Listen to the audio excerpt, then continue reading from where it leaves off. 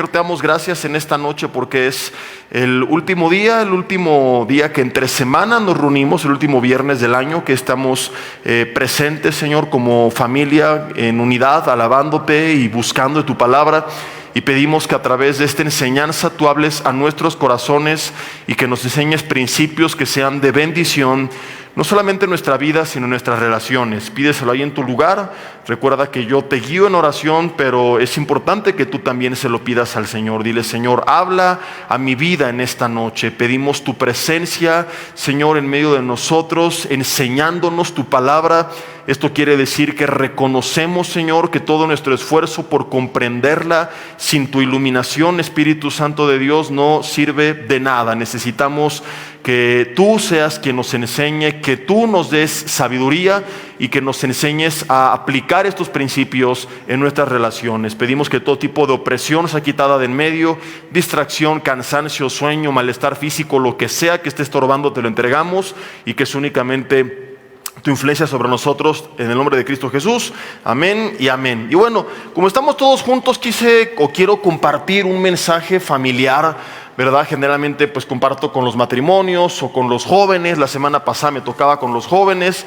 A la mera, como ya les conté el domingo, no pude llegar y compartí el mensaje el domingo pasado, pero este mensaje es para todos. Y tiene la intención de enseñarnos algunos principios que, si bien no van a resolver nuestros problemas familiares, sí nos van a enseñar a que cada vez nuestro diálogo sea mejor. Yo lo veo como consejero de familias que muchas veces se ahogan, como dice el dicho, en un vaso de agua, ¿verdad? Que muchos de los conflictos son porque no saben resolver los conflictos. Que a lo mejor tú crees que X o Y es el problema y que ese no es el problema, sino que no sabes cómo resolverlo, y de repente de pequeños detalles no resueltos armamos una gran bomba que está destruyendo a nuestras familias. Por eso la enseñanza de esta noche tiene la intención de que en futuras discusiones o diferencias, porque las habrá, nosotros sepamos, según la Biblia, algunos principios bien prácticos que nos enseñen cómo es que nos tenemos que conducir en pláticas, papá con los hijos, hermano con la hermana, el esposo con la esposa. Puedes aplicar esto con los primos, con los abuelos, con la suegra, con quien tú quieras. Y básicamente lo que aprenderemos hoy, y es el título de esta enseñanza, es ¿cómo discutir en familia? Sé que el título no suena ortodoxo, ¿verdad? Y que los teólogos del terror seguramente ahorita se están preguntando ¿cómo discutir en familia? ¿Verdad? Ese pastor no es espiritual, es carnal. Me deberían de enseñar cómo dejar de discutir. ¿A cuántos de ustedes les llegaron a enseñar o llegaron a creer que la intención era dejar de discutir? Levanten la mano, sean bien honestos. ¿Cuántos llegamos a creer, verdad? Y bueno, yo no sé de dónde se lo sacaron, porque esto no está en la Biblia. La Biblia nos enseña de antemano que va a haber diferencias, por más espirituales que seamos, aún suponiendo que nunca más vivieras un solo segundo en la carne, lo cual es muy complicado, pero simple y sencillamente por nuestras diferencias hormonales, por nuestras diferencias en nuestras conexiones cerebrales entre hombres y mujeres, entre adultos y niños, jóvenes y adolescentes, es imposible que pensemos de la misma manera. No me quiero desviar tanto en estos temas, en profundizar por qué a veces tenemos diferencias, sino más que nada irme ya a la solución. Pero de antemano quiero que entendamos esto: va a haber diferencias. Jesús en Mateo capítulo 7 nos enseña una historia que es la que conocemos como la parábola de la casa sobre la roca. Seguramente te la sabes. Mateo 7, 24 a 25, Jesús dice que hubo dos hombres que construyeron una casa, uno sobre la roca, que representa a Jesús, el otro sobre la arena, que representa el fundamento incierto. Y creemos que si edificamos sobre Jesús todo va a ser color de rosa, y esa es la razón por la cual muchos de ustedes están decepcionados, están terminando el año frustrados, porque tú esperabas, y fue uno de tus propósitos, ¿verdad?, que tu hogar fuera el hogar de Winnie Pooh, donde todos tuvieran su tarrito de miel, todos amigos, ¿verdad?, y todos compadres, Alicia en el País de las Maravillas, y que fueran casi querubines y serafines, y a veces parecían más bien demonios peleándose ahí en la casa. Entonces hay mucha gente que se siente frustrada y que llega a decir, ya para qué vamos a la iglesia, para qué buscamos a Dios, para qué leemos la Biblia si nomás no cambiamos. Este es un engaño satánico que quiere hacer que tú te apartes del Señor. Y lo primero que tienes que entender para evitar esta frustración es que es natural. No estoy diciendo que es bueno ni que es correcto, pero es natural que haya diferencias. Y lo que tenemos que aprender no es a evitarlas, sino a resolverlas cuando se presenten, porque escúchame, se seguirán presentando. La casa sobre la roca y la casa sobre la arena, la casa edificada en Jesús y la casa edificada en cualquier otro cimiento que no era Jesús, tenían algo en común. Di conmigo, las dos fueron golpeadas, fueron sacudidas, fueron zarandeadas por los mismos vientos, las mismas lluvias y los mismos ríos. Te pido que lo recuerdes, que lo digas, porque eso ayuda a que a veces se nos queden más grabadas las cosas. Y es importantísimo que tú nunca olvides esto. La diferencia no es que una fue color de rosa y la otra no. Las dos fueron golpeadas, sacudidas y zarandeadas por los mismos vientos, lluvias y ríos. Esto quiere decir que si tú eres cristiano, católico, mormón, ateo, hombre de Dios americanista o pagano ardido que le va a las Chivas, lo que sea, ¿verdad? Vamos a tener en la vida las mismas diferencias. Nunca Jesús nos vendió espejitos, ni nos vendió humo, ni nos prometió cosas falsas. La diferencia es que mientras una cayó y fue grande su ruina, que representa a padres que rompieron relaciones por completo con sus hijos, no supieron resolver conflictos matrimoniales, esposos con sus esposas, hermanos se pelearon y nunca más lograron restaurar la relación, y personas, ¿verdad?, se fueron al piso. La casa edificada sobre la roca dice que permaneció firme. Esto nos enseña que la diferencia no es que no habrá diferencias, sino que en Cristo, en teoría, y digo en teoría porque hay muchas personas que se llaman cristianas, pero que no viven según la Biblia, y entonces es cuando cae y es grande su ruina. Porque la casa sobre la roca es el que oyó la palabra y la puso en práctica. De nada te sirve escucharla si no la practicas. Entonces hay muchos que llevan años escuchando la palabra, pero si no la pones en práctica, el simple hecho de decir soy cristiano, hice una oración, no te va a servir de nada. Necesitamos poner en práctica. Ahora, un paréntesis dentro de todo esto, porque no quiero poner cargas sobre los demás. Yo sé que hay personas que a lo mejor me dicen, ay Jesse, hay personas en mi familia con quienes pues sí, no hay una buena relación, no nos llevamos bien, no nos hablamos. El punto es que no dependa de ti. En Romanos 12 dice que estemos en paz con todos los hombres, si es posible, en cuanto dependa de nosotros. O sea, va a haber veces, ¿verdad? Yo hay gente que amo mucho, pero con quienes por causas ajenas a mi voluntad no es posible hoy por hoy tener la relación que quisiera tener. El punto es que en ti no quede, ¿verdad? Muchas veces por causa de nuestra fe, y algunos lo están experimentando en estas fiestas, ¿verdad?, donde dices, híjole, es que no va a pasar Navidad con mi familia, ni Año Nuevo con mis hijos o con mis hermanos, con mis padres, porque sé testimonios de personas que por causa de sus convicciones la relación no es tan buena. Entonces este mensaje no estoy hablando de esto, no quiero poner cargas y que tú digas ¿y qué hice?, porque a lo mejor no es el caso. Estoy hablando de un hipotético escenario donde las dos personas que están bajo el mismo techo son cristianos, tienen al Espíritu Santo, creen en la palabra de Dios, y que entonces la idea es que estos principios que vamos a aprender nos ayuden a resolver nuestras diferencias. ¿Sí me explico o no? Entonces vamos a entrar de lleno a nuestro mensaje y quiero comenzar con esto. Pablo y Bernabé eran dos apóstoles, grandes hombres de Dios, conocedores de la palabra, llenos del Espíritu Santo. Adivina qué, alguna vez tuvieron una diferencia y se separaron. Después maduraron y aprendieron a perdonarse y volvieron ya no a ir juntos, pero así trabajar en unidad. Entonces, como cristianos, como te estaba adelantando, no importa qué tan espiritual seas, muchas veces va a haber diferencias. Pablo dijo, y lo hemos visto en los matrimonios, a los casados, que el que se casa, ¿qué? ¿Quién se lo sabe? Añade aflicción de la carne. O sea, es natural que haya a veces diferencias que nos hagan sufrir. Pero no es pretexto para decir tiremos todo a la basura, sino que eso nos tiene que llevar a venir al Señor, a reconocer que lo necesitamos. Y lo que quiero que entendamos es esto, que en muchas familias el problema ha sido el cúmulo de problemas. Hay casos excepcionales donde de repente un gran detonante vino como dinamita a impactar, pero en muchos de sus hogares creo que hay personas que están terminando el año lastimadas, que hay algunos entre ustedes que están heridos, resentidos, inclusive con cierto rencor, algunos con tristeza, y si tú miras hacia atrás te vas a dar cuenta que es el cúmulo de tantos detalles que fueron acumulando con el paso de los años que no han sabido resolver. Por eso me fascina este pasaje del Cantar de los Cantares, si lo quieres anotar y luego ver en casa, capítulo 2, versículo 15, donde dice, hay que cazar y hay que echar fuera a las zorras que arruinan el viñedo. Y este pasaje tiene una explicación bien interesante. Yo algún día me puse a estudiar y descubrí que las zorras no entran en plaga.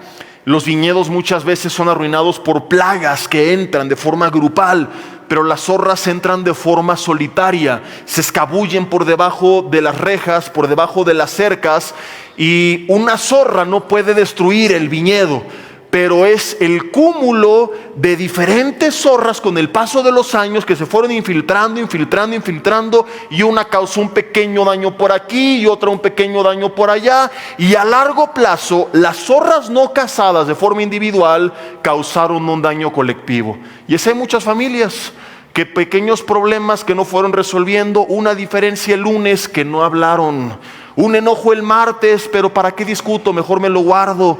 Y una diferencia el miércoles y otra el jueves, y así poco a poco se fueron infiltrando diferentes pensamientos, sentimientos, molestias, diferencias que no supiste cómo resolver, hasta que llega el punto que muchos dicen, esta fue la gota que derramó el vaso. ¿Cuántos lo han dicho? Levanten la mano. Toda la bola de carnales paganos que han dicho, las estoy molestando. No es cierto, pero fíjense, siempre que me dicen esto, yo respondo, oye, ¿y por qué permitiste que el vaso se llenara? ¿Estás de acuerdo que si esta es la gota que derramó el vaso y hubieras vaciado cada una de las gotas anteriores, esta no hubiera sido la gota que derramó el vaso, sino una gota en el fondo del vaso? En muchos casos no es más que el cúmulo de problemas no resueltos lo que traen esta situación de malestar. Ya familias donde todo lo que digas será usado en tu contra, ¿verdad? Si habla mal porque habló mal, si habla bien porque algo quiere, ya no hay el beneficio de la duda y están fastidiados. Muchos hijos con sus padres, muchos padres con sus hijos, cónyuges, porque fueron acumulando diferentes zorras. Hablo en sentido figurado, no quiero que ninguna hermana se me proyecte ahorita. Sí, yo siempre lo dije. No, estoy hablando de pequeños problemas que se fueron escabullendo y que no supimos resolver. Entonces vamos a aprender a discutir bíblicamente. La buena noticia dentro de todo esto es que la Biblia nos autoriza a discutir. Así que si te gusta el pleito, hoy vas a salir feliz. Pero no un pleito en la carne para destruir, sino una discusión guiada por el Espíritu Santo de Dios y por la palabra de Dios que nos lleve a la restauración. Así que todos los que se discipulan con el Canelo Álvarez, vamos a aprender algunos consejos de box cristiano.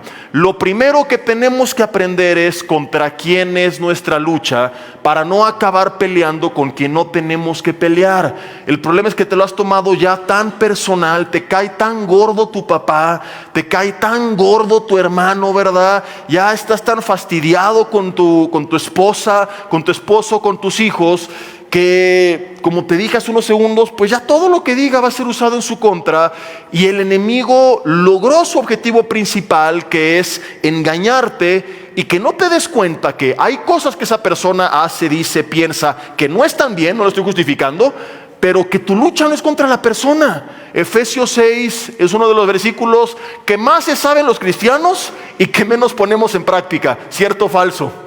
Porque nos lo sabemos de memoria, pero nos entra por un oído y nos sale por el otro. Efesios 6:12, y es que tu lucha no es contra sangre y carne, pero te la pasas peleando contra sangre y carne. Y no solamente en casa, vas a la calle y haces corajes con la gente. En vez de orar por ellos, de reprender sus chamucos, de verlos como son, haces corajes con la gente.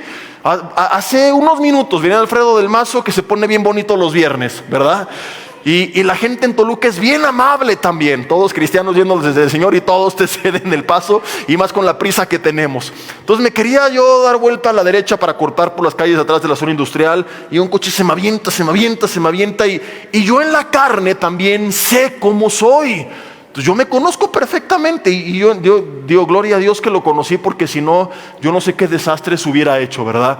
Entonces yo en mi carne me hubiera enojado, le toco, le aviento también el coche y pasa por mí. ¿Cómo que no me dejas pasar? Pues ahí te va, ¿verdad? Porque también me discipulé con el Checo Pérez, viví en Ciudad de México, y ahí sabes cómo son los camioneros. Creo que Digo de broma porque no existe otra vida, pero en mi otra vida fui trailero, camionero o algo por el estilo, ¿verdad? Entonces me lo voy a aventar, pero entonces recuerdo esto y digo, es una persona estresada, quizá con prisa. Entonces trato de pensar en la persona, ¿verdad? Enchamucada, que no está en el Señor. Ya, que pase, no pasa nada. Me paso con el siguiente coche.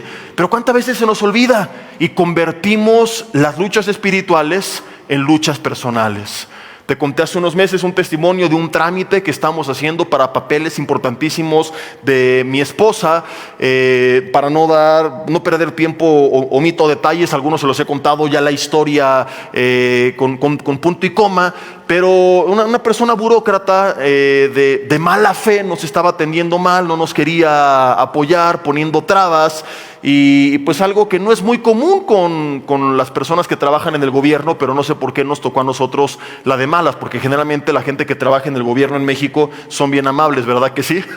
Llenos del Señor, sonrientes. Los burócratas son de lo más lindo que hay en el país. Entonces estaba esta señora así con su cara, y bueno, estaba yo afuera con mi esposa, y la manda a llamar, dice que pase ella, él se queda afuera, o sea, bien enojada, ¿verdad? Y yo en mi carne igual pude haber explotado, y ahorita va a ver, y sacar el trauma de todos los mexicanos, ¿no? ¿Qué no sabes quién soy yo? ¿Verdad? Soy hijo del Dios Altísimo, heredero de...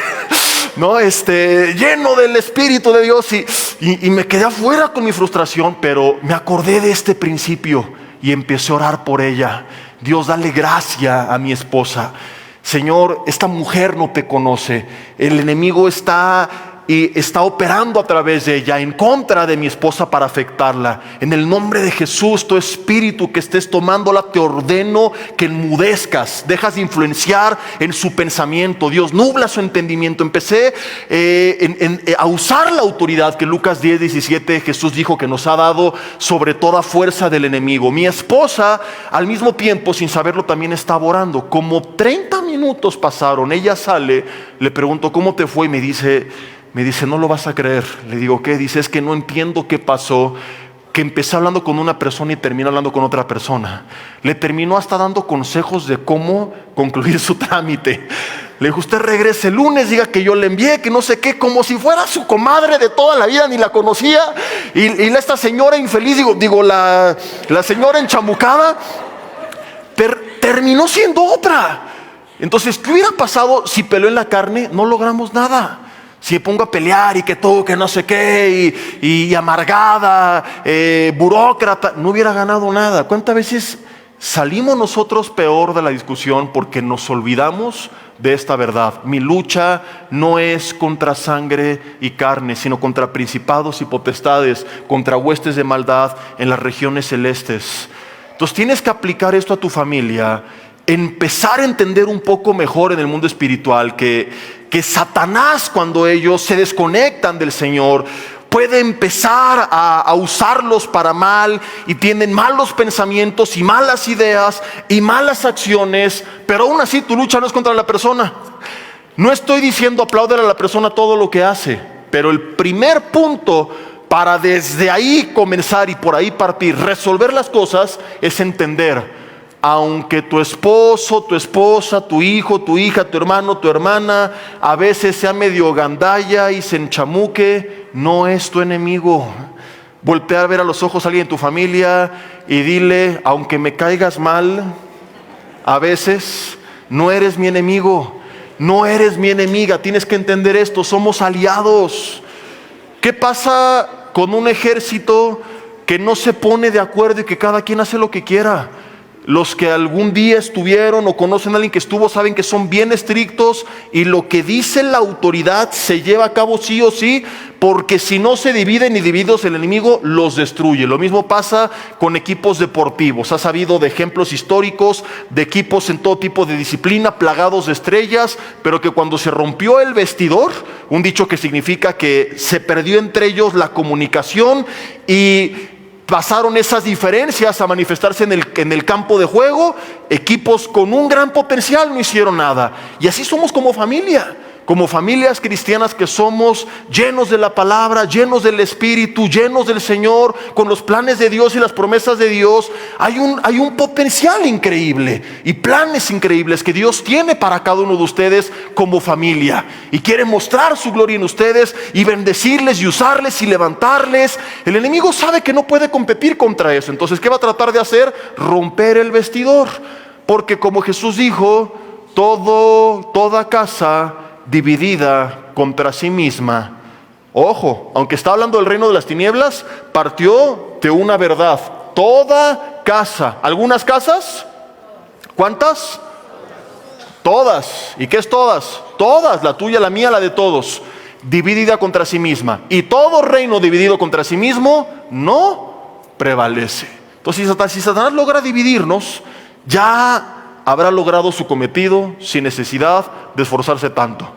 Y hay muchas familias que están divididas porque nunca entendieron contra quién era su problema. Entonces no estoy diciendo, repito, que le aplaudas a la persona. Ahorita vamos a ir para allá. Se tiene que arreglar lo que hizo, lo que dijo. Se le tienes que hacer saber que estuvo mal. Pero si tú de entrada piensas que él es tu enemigo, pues te vas con todo contra la persona. ¿Y en qué acabamos? En vez de buscar una comunicación eficaz que nos ayude a resolver el conflicto, ¿qué hacen muchos? ¿Me la hiciste? Me lo tomé personal. ¿Y qué haces? Te la regreso. ¿Me la regresaste? Te la devuelvo. ¿Me hiciste una cara? Te hago otra cara. ¿Me hiciste la ley del hielo? Pues yo también. ¿No me hablas? Pues yo tampoco. Entonces tienes a un enchamucado viviendo con otro enchamucado, creyendo que de esa forma se van a arreglar las cosas. Y la Biblia dice: no seas vencido de lo malo, también Romanos 12, sino vence con el bien el mal. Tinieblas más tinieblas es igual a tinieblas. Si apagamos la luz, yo no puedo decir llévense la oscuridad, tengo que decir prendan la luz.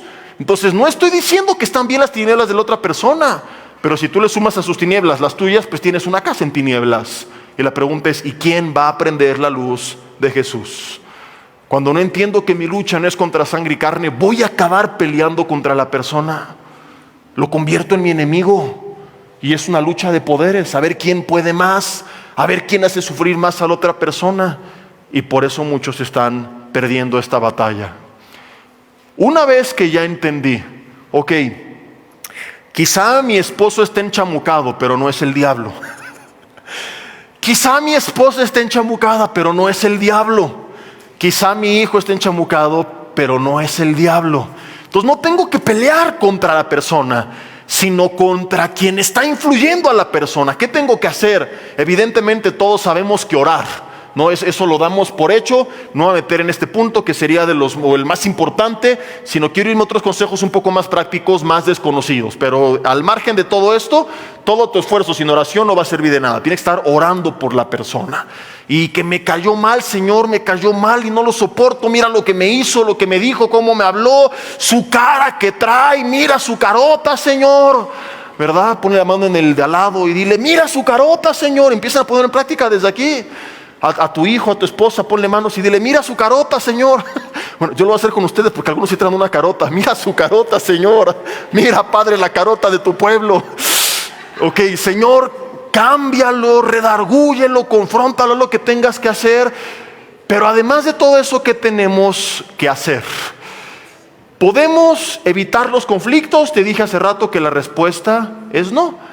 Pero sí los podemos resolver. Y es aquí donde muchos se pierden, porque cuando hay la diferencia, desde ahí ellos ya están empezando mal, porque como bien levantaron la mano hace rato muchos de ustedes, venimos a Cristo con la idea de que la meta es hacer que ya no haya diferencias. Y por muchas razones, como ya lo dijimos, las seguirán habiendo, seguirán existiendo.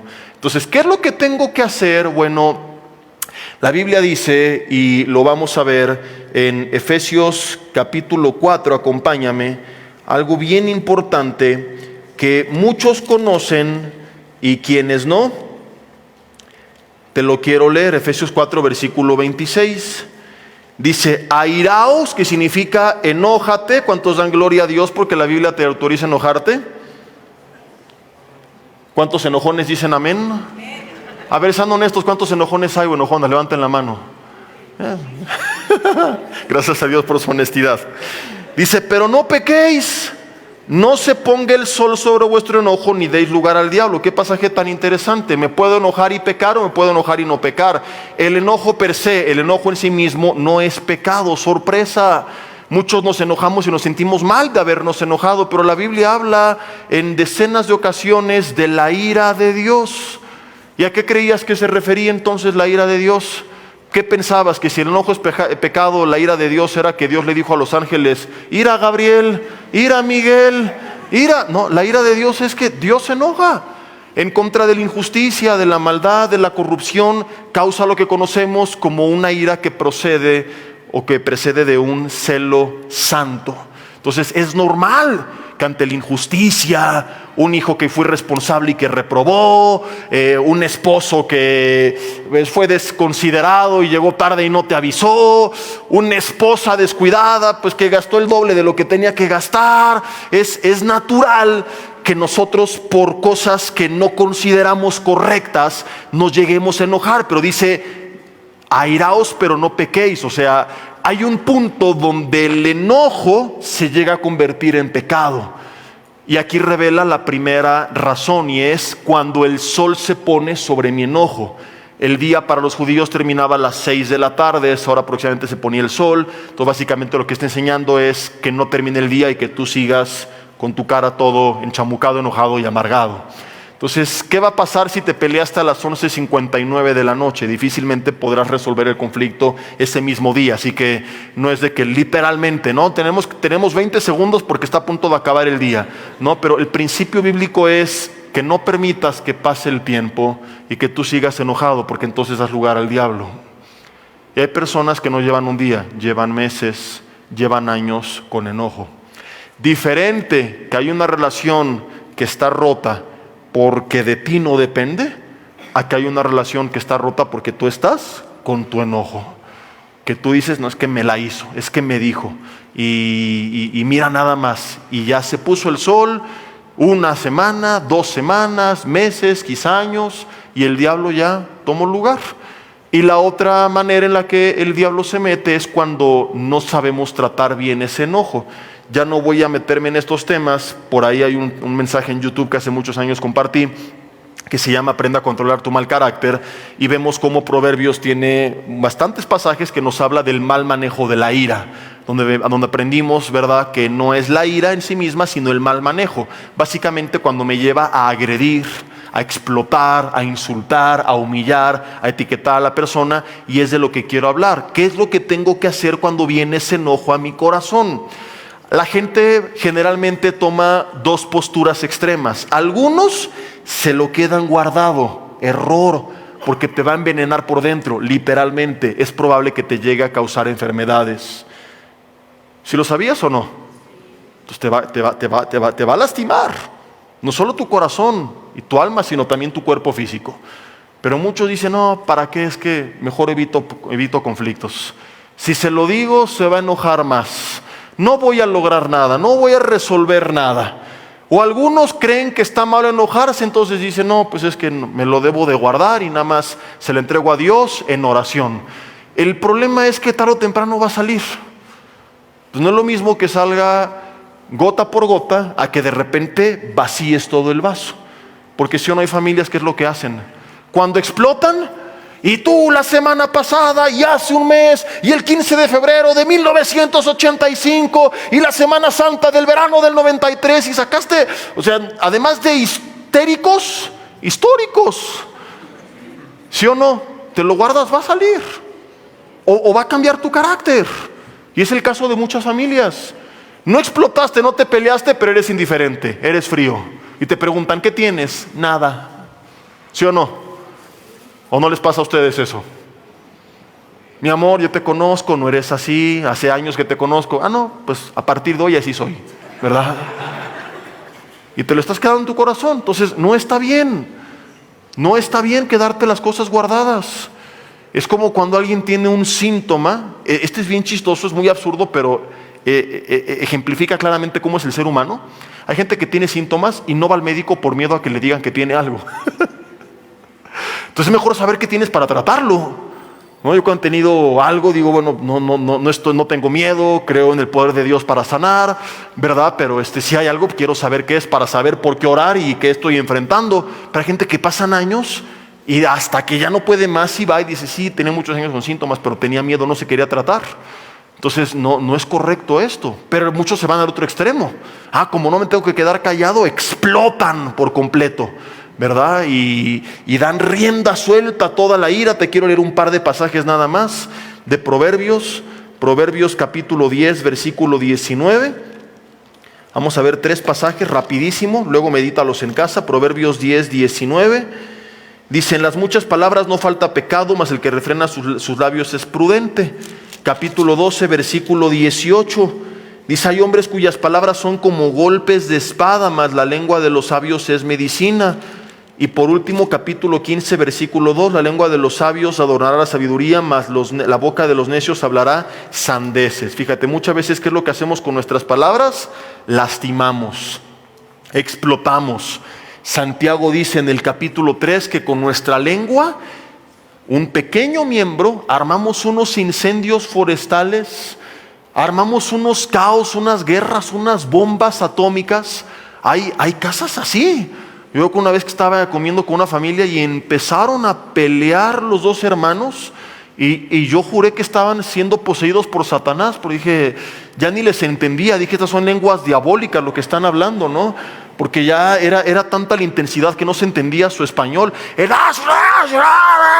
dije, en el nombre de Jesús, Satanás, así. No, pastor, así son, ¿verdad? Sí, así pelean todos los días. O sea, hay gente así, que nunca aprendió a controlarse, que no tiene dominio propio, no tal margen. Una vida de oración y comunión con el Señor va a hacer que el Espíritu Santo produzca, Gálatas 5:22, su fruto. Novena característica del fruto es la templanza, del griego engrateia, que es dominio propio. Todo esto sin oración y sin comunión con Dios te va a servir de muy poco. Pero volviendo al punto, hay mucha gente que explota, ¿no? Y ya te sientes bien relajado, porque ya te deshogaste, pero ya armaste un caos. ¿Cuántas veces nos hemos arrepentido de cosas que dijimos y lastimamos con nuestras palabras? Porque en las muchas palabras, dice la Biblia, no falta el pecado. Pues, ¿qué es lo que tengo que hacer? A ver, va a haber diferencias. Lo hemos aprendido hasta ahorita. No es correcto que me quede callado, pero tampoco es correcto que explote. ¿Qué es lo que tengo que hacer entonces? Vamos a seguir leyendo el resto de Efesios capítulo 4.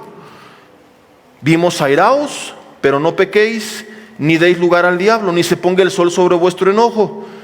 ¿Qué es lo que tengo que hacer entonces? Veamos el resto del pasaje. Volvemos a Efesios capítulo 4. Y ahí mismo, el contexto no ha cambiado. Versículo 29 dice: ninguna palabra corrompida salga de vuestra boca, sino la que sea buena para la necesaria edificación, a fin de dar gracia a los oyentes. Cuando yo no hago esto, dice el versículo 30, que termino contristando al Espíritu Santo de Dios. Se me manda en el 31 que se quite de mí amargura, enojo, ira, gritería, maledicencia y toda malicia. Al mismo tiempo, Colosenses 4:6 dice que mi palabra sea siempre sazonada con sal. Fíjate algo bien interesante que aprendemos aquí. Sazonada con sal. ¿Qué hace la sal? Preserva las cosas. Más en ese entonces, que no había refrigeradores, se utilizaba para preservar, que no se descompusieran, y sazona las cosas. Entonces, una palabra sabia puede mantener las cosas, pero una palabra no sabia puede permitir que se descompongan. Di conmigo: uyuyuy, ay, ay, ay. Porque a lo mejor empezó la otra persona, pero tu palabra lo echó a perder. En vez de hablar con sabiduría, siendo guiado por el Señor para edificar y preservar. La sal además le pone sabor, pero tiene que ser el toque adecuado. Poca sal, insípido. Demasiada sal, lo echaste a perder. Entonces, aplicado a las palabras, si yo me quedo callado, se queda insípido. Pero si me paso de rosca, tengo que hablar y ahí va, y siento esto y aquello y lo otro, lo voy a echar a perder. Entonces tengo que poner la cantidad necesaria. Y esto nos lleva al pasaje que leímos antes de Efesios 4:29, que dice que ninguna palabra corrompida, que es algo corrompido, algo que fue alterado de su estado original, sino la que sea necesaria para edificación. Ojo, porque un extremo es: me quedo callado, y lo vemos también en el cristianismo. Muchos pastores que no confrontan con el pecado porque la gente se va a sentir ofendida, porque voy a cargar culpa y condenación. No necesariamente. Y hay gente que se va al otro extremo. No, como yo hablo la verdad, a todo mundo anda mandando al infierno. ¿Qué es lo que tengo que hacer como predicador, como pastor, como maestro? Es confrontar con la verdad, pero no para destrucción, sino para edificación, para llevar al arrepentimiento. ¿Me explico hasta aquí o no? Son los dos extremos en el ministerio, y lo mismo pasa en la familia. Hay gente que se queda callada, pero hay gente que vacía todo el salero. Entonces, tienes que hablar, sí, porque no es de que te vas a quedar callado. Un familiar tuyo pecó, se equivocó, lo tienes que hablar. Pero buscando con la sabiduría de Dios que tus palabras no destruyan, sino que edifiquen.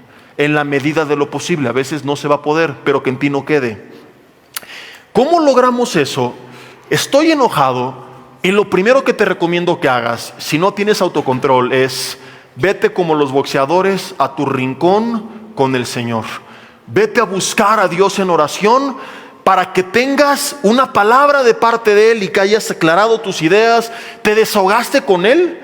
Acuérdate que el rey David, aunque fue un hombre bien misericordioso, en uno de los salmos donde él ora por sus enemigos, es uno de los salmos más terribles que puedes leer. O sea, David decía: Señor, que se mueran y que sus esposas se queden viudas y sus hijos huérfanos. Dices: oye, entiendes tu enojo contra el compadre, pero el hijo, ¿qué culpa tiene? No, es el chiquitín, ¿qué? Y que no haya para ellos amparo, que mendiguen el pan, que sea borrada su memoria. Entonces, dice, atentamente, David, un hombre conforme al corazón de Dios.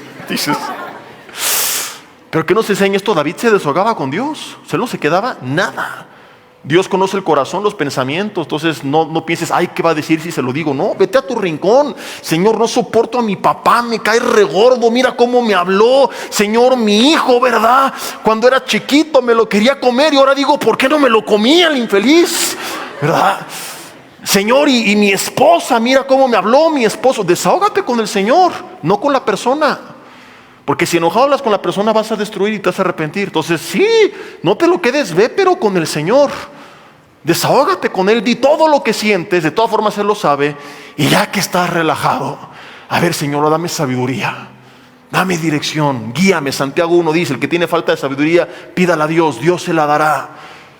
Y vas a hacer lo siguiente, y esta es tu tarea en cada plática: preguntarte, ¿cómo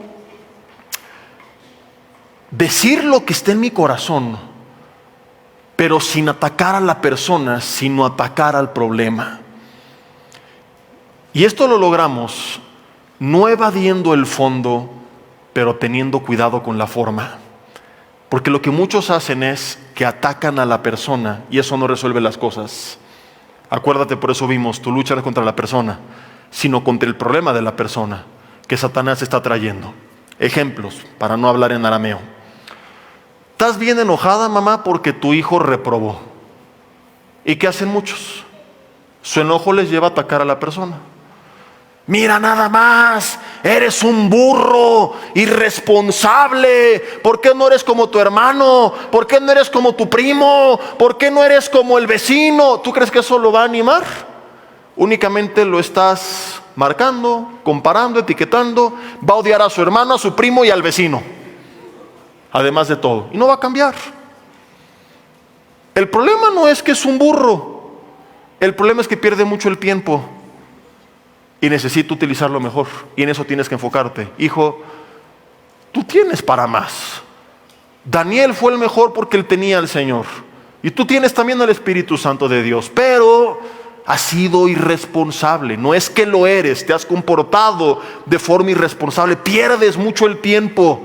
Has perdido mucho el tiempo en videojuegos, en el teléfono, en la televisión. Entonces va a haber ciertas consecuencias, ciertas restricciones, porque creo en ti, tú puedes dar mucho más y vas a ver que el próximo mes te va a ir mucho mejor, o el siguiente bimestre, o el siguiente año. Pero tenemos que corregir el problema, que no eres tú, sino tus malos vicios, tus malos hábitos, la apatía que tienes, y te vas a enfocar en eso. Tu hija llegó tarde, ¿y qué hacen muchos papás? Eres una cualquiera, la lastimas. Entonces enfócate en el problema, no en la persona. Y proponte esto: ¿cómo puedo atacar el problema sin etiquetar a la persona? Habla de tu corazón también, cómo tú te sientes.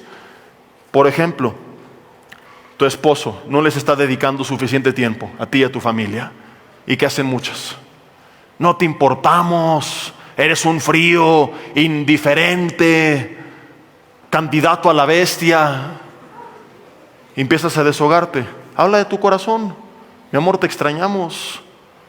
Quisiéramos pasar más tiempo contigo. Reconocemos el esfuerzo que haces trabajando, ¿verdad? Gracias a Dios por tu vida. Pero pídele a Dios dirección y sabiduría. Vamos juntos a checar nuestra agenda, nuestro calendario, para que pases tiempo con nosotros, porque es importante tu presencia en casa. Tus hijos te necesitan. ¿Te das cuenta de la diferencia? Estás diciendo lo mismo, pero con palabras distintas. Estás atacando el problema sin necesidad de atacar a la persona. Pregúntale siempre esto al Señor. Cambiamos al marido. Tu esposa se te activó en modo apocalipsis y anda medio histérica. A ver, ayúdenme ustedes. ¿Cómo le dirías esto? De una forma sabia. Mi amor, no eres una histérica, pero te estás comportando medio histérica. ¿O cómo se lo podrías decir? ¿Qué hacen muchos? A etiquetarla. Vieja loca, mira nada más, histérica, amargada. Y la va a hacer ponerse más histérica todavía. Oye, mi amor, la fórmula que estás hablando no es correcta. A ver, cálmate, relájate, ven nada más, escúchate. Grábala si puedes. Así. ¿No? ¿Más histérica? No, no es bueno. Sería interesante, a ver, te voy a grabar sin que se dé cuenta y otro día tranquilos. Mira, mi amor, solamente quiero que veas cómo estabas el otro día. Dicen aquí adelante que no es una buena idea, pero ¿cuántas mujeres creen que les ayudaría? Porque algunas a lo mejor dicen, no, yo jamás. Y es que el histérico no reconoce que está histérico. Él piensa que está bien. Más cuando cree que tiene un buen pretexto, una buena justificación. Entonces, básicamente son ejemplos al aire, pero es buscar cómo sazonar la palabra con sal. Buscar cómo decir lo que tengo que decir, pero sin la intención de destruir, sino de que la persona recapacite, de que la persona reaccione. Atacar al problema, no atacar a la persona. Enfocarte en lo que te está lastimando, en lo que te está molestando, en lo que te está enojando, y no enfocarte en la persona. Haz de cuenta que tuviéramos aquí 3 globos inflados. Eres tú, la otra persona y el problema. Entonces la idea es, si tuvieras un alfiler, no es ponchar a la persona, es ponchar el problema. Entonces trata de imaginar eso. A ver, ¿cómo puedo ponchar el problema? ¿Cómo puedo desarmar a Satanás? ¿Cómo puedo hacer guerra al enemigo y atacar aquello que me está molestando sin destruir a la persona? Tratar, porque quizá en el ejercicio hay gente tan orgullosa. Yo conozco mucha gente que es tan soberbia que aunque se lo digas con todo el tacto y amor del mundo, no lo va a reconocer y de todas formas se va a enojar y te va a dejar de hablar. Esa, como decía la hermana Silvia Pinal, ya es otra historia, ¿verdad? Y no nos queda ahí nada más que orar por ellos. Pero en el día a día, si tú intentas hacer eso, puede que tengas diálogos mucho más productivos. Los minutos que nos quedan, me gustaría que oráramos, pero una oración especial. No es de, ya terminé, ya me voy, sino quiero que como familia hablemos algunas cosas. Así que si no estás con tu familia sentado, búscales antes de orar, cámbiate de lugar, inclusive los servidores, y vamos a cerrar nuestros ojos y a decirle: Señor, te doy gracias en esta noche por los principios que me has enseñado, y queremos como familia pedirte perdón si hemos dejado que Satanás tome el lugar, si dimos, como tu palabra dice, el lugar al diablo al guardar las cosas en nuestro corazón o al expresarlas de forma imprudente. Ojo, tanto no decir nada permitir que el sol se ponga sobre el enojo y mantenerlo en nuestro corazón, como explotar sin cordura y sin sabiduría, ambas son pecado. Te confesamos, Señor, nuestro pecado y te pedimos que nos limpies con la sangre de Jesús, y pedimos que tengas misericordia de nosotros y vengas a restaurarnos como familia. Díganle juntos: Señor, necesitamos de tu influencia en nosotros, de tu presencia manifiesta en nuestras vidas, de tu poder obrando en nosotros. Señor, ayúdanos a tener este próximo año y desde ya mejores diálogos, mejor comunicación, y que podamos discutir como cristianos llenos del Espíritu y no como demonios, Señor. Padre, perdónanos por las veces que no fuimos responsables en nuestra manera de comunicarnos, que hubo gritería, ira, maledicencia, insultos, humillaciones, adjetivos personales, etiquetas, apodos. Perdónanos, Señor. Perdónanos porque te contristamos, Espíritu Santo de Dios. Pedimos que tu influencia en nosotros vuelva a avivar ese fuego y que tú puedas alegrarte al ver la nueva manera en la que hemos de dialogar y de comunicarnos.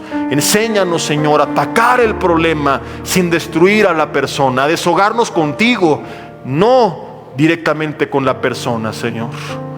Ahora, ahí en sus lugares yo quiero pedir, si vienen papá, mamá, a veces lo más difícil es que los padres se animen a ser humildes con los hijos, porque creemos que por el hecho de ser autoridad somos perfectos y nunca nos equivocamos, y eso solamente provoca a más ira a los hijos. Es muy posible que en estas breves oraciones que vamos a hacer muchos digan: no, pero yo no he hecho nada, yo no tengo de qué disculparme, yo todo lo he hecho bien. Mira, según tu perspectiva sí, pero hay diferentes niveles de sensibilidad. Yo lo he visto como pastor muchas veces, personas que me dicen: me habló mal en el ministerio, y que me habla la persona y le digo: bueno, no es que hablo mal, sino que así habla la persona, y para esa persona es normal ese tono de voz. Entonces la sensibilidad muchas veces es diferente, y a veces la gente se siente ofendida y según su punto de vista la otra persona lo ofendió, y a veces alguien desde fuera dice: bueno, sí lo ofendió, pero no fue su intención ofenderlo. Y por eso es que siempre vale la pena no dar lugar al diablo y cubrir toda posible duda. Así que tú no sabes cómo procesa la información tu hijo, tu hermano, tu esposa, y para que no tome ninguna oportunidad del diablo, más vale la pena que seamos humildes. No perdemos nada y podemos ganar mucho. Nadie se ha muerto por reconocerlo y decir perdón. Así que quiero pedirles, papá, mamá, que se acerquen al oído de sus hijos. Si no te acompañan, ora por ellos donde quiera que estén. Si tú eres hijo o no están tus padres contigo, ora por los demás miembros de tu familia mientras continuamos con este ejercicio. La idea es que nadie tenga un tiempo muerto. Pero si estás, papá, mamá, con tus hijos, dile al oído, dile: hijo, hija, perdóname si mis palabras alguna vez te han lastimado, si herí tu corazón, perdóname. No fue mi intención y no es lo que pienso de ti.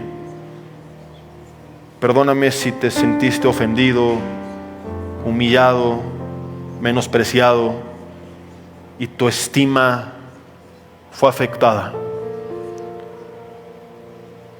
Perdóname si fui imprudente,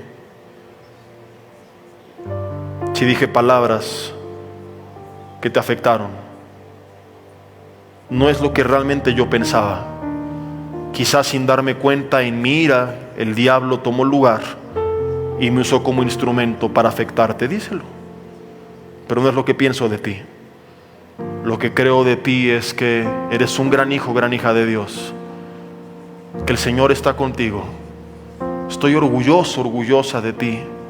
Creo que tienes un gran futuro, que hay cosas que corregir y ahí estaré para ayudarte, pero que fuiste creado, creada con un propósito. Creo en ti y en lo que Dios hará en ti. Dile: eres linaje escogido. Pon tus manos sobre sus hombros, sobre su cabeza, y bendícelos. Dile: él es nación santa, real sacerdocio, pueblo escogido por Dios. Bendice su vida. Dile: Dios, bendigo a mi hijo, a mi hija. Prospera todo lo que haga. Llénale de ti, Señor. que camine en ti y bendice su vida. Ahora, hijos, aun si tus padres no hicieron esto, yo te voy a pedir que seas también humilde y que abraces a tus padres, a tu padre, a tu madre, quien te acompañe, y dile: te bendigo en el nombre de Jesús, papá, mamá o papás. Si vienen dos o más hijos, juntos hablen y díganle: perdóname, perdónenos, si vienen más en plural, por haberles lastimado con nuestras palabras. Díganle: a veces en mi juventud no pienso lo que digo y tendré más cuidado. Pero dile: papá, mamá, te admiro, reconozco tu esfuerzo y tu amor por mí, y te bendigo en el nombre de Jesús. Juntos como familia díganle: Señor, si le dimos lugar al diablo, perdónanos. Nos arrepentimos profundamente de no darnos cuenta contra quién era nuestra lucha. Hoy renunciamos a toda influencia de Satanás en nuestro hogar, a tu espíritu que ha traído división, amargura, contiendas, odio, resentimiento, deseos de venganza. Le ordenamos a toda influencia relacionada con esto que te vayas en el nombre de Jesús, de nuestras vidas, de nuestra casa. Hoy rompemos en el nombre de Jesús toda relación con toda influencia del reino de las tinieblas, y pedimos, Señor, que seas tú quien gobierne nuestra casa. Dígale: Señor, invocamos tu presencia en nuestro hogar, la presencia de tu Espíritu Santo, la influencia de tu palabra, de Jesús, y que seas tú, Señor, quien nos llene y quien nos gobierne. Dígale: perdónanos, Señor, por nuestros pleitos carnales y nuestra falta de humildad y de sabiduría para resolverlos. Clamen y díganle: ayúdanos, Señor, a hablar como cristianos, a dialogar como hijos tuyos, a que nuestra palabra sea sazonada con sal para preservar y para poner sabor a lo insípido. Llénanos de tu gracia para hablar palabras que no gustan, pero de una forma que edifique, que quizá confronte, pero que restaure, que no guste, Señor, pero que tenga la intención de construir, no de destruir. Perdónanos, Señor, por todas las veces que nos atacamos de forma personal. Dígale: perdónanos por las veces que nos vengamos, que la regresamos. De hoy en adelante, no importa quién empiece, yo no continuaré. Seré tu aliado y no de Satanás. Dios, yo oro por las familias presentes y por las que nos siguen a través de redes, escuchando este mensaje. Padre, que esta palabra se haga realidad y que sean casas edificadas sobre la roca, que vengan vientos, lluvias y ríos y golpeen, pero que permanezca firme su casa, en el nombre de Jesús. Señor, que tú restaures, que tú sanes, que aquellos que han sido lastimados sanes sus corazones, Señor, que tú les abraces con tu presencia y les consueles y les fortalezcas, que des la humildad a cada persona para pedir perdón, pero también la humildad para perdonar. Señor, que podamos terminar este año y comenzar el que viene con más unidad, y que podamos juntos caminar rumbo a tu propósito y decir como algún día José dijera: que hagan lo que hagan los demás, nosotros y nuestra casa te hemos de servir a ti, Señor. Que así sea hecho. Padre, que nuestra casa sea llamada casa de oración, y que podamos juntos buscarte, juntos servirte, juntos exaltarte.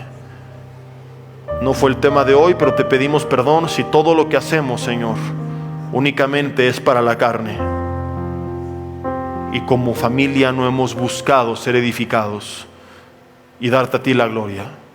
Muéstranos también cómo podemos juntos, Señor, tener un hogar más espiritual, donde la música que se escuche te exalte, donde la enseñanza edifique, donde se abran estudios bíblicos, grupos de oración. Pídaselo a Dios en oración. Dile: Señor, que este año tú me lo confirmes y me enseñes cómo, cuándo, dónde, a qué hora, pero anhelo en mi corazón que en mi casa, Señor, se enseñe tu palabra, nos juntemos personas a orar, a alabarte, que podamos darte, Señor, a ti el lugar realmente de Rey y de Señor en nuestro hogar. Te entregamos nuestras familias en el nombre de Cristo Jesús. Amén y amén. Querida. Hola, ¿qué tal? Me da mucho gusto saludarles y quisiera simplemente comunicarles que gracias a todos ustedes a través de todas las naciones del mundo que aman la palabra de Dios y que realmente están interesados en que nosotros como organización Vida Nueva para el Mundo y Armando Alducin Ministries continuemos predicando el Evangelio de la Gracia de Jesucristo y que podamos nosotros continuar haciéndolo gracias a sus donaciones. Este año cumplimos 46 años de ministerio, 46 años donde hemos predicado, hemos enseñado, hemos tenido seminarios y de diferentes formas de estudios bíblicos alrededor del mundo y hemos pensado y considerado de una forma fiel el Evangelio de la sana doctrina de Jesucristo. Nosotros, con todas estas donaciones, tenemos que sostener pastores, misioneros, obras, equipos de televisión y aún continuamos buscando la manera de poder elevar este ministerio. Hasta este momento quiero que ustedes estén enterados que no tenemos una sola propiedad como organización y así hemos trabajado durante 46 años porque le damos la importancia a la evangelización, a las misiones y también a los hombres de Dios para levantar más pastores. Le damos las gracias y que pueda Dios con su gracia tocar sus corazones y que puedan ustedes invertir en un terreno donde es fructífero, porque creemos que ha producido bastante buen fruto para la gloria de Dios. Gracias, muchas gracias por sus aportaciones y por las donaciones que sabemos ustedes continuarán haciendo para que podamos continuar siendo fieles en la predicación del Evangelio de la gracia de Dios. Que Dios les bendiga.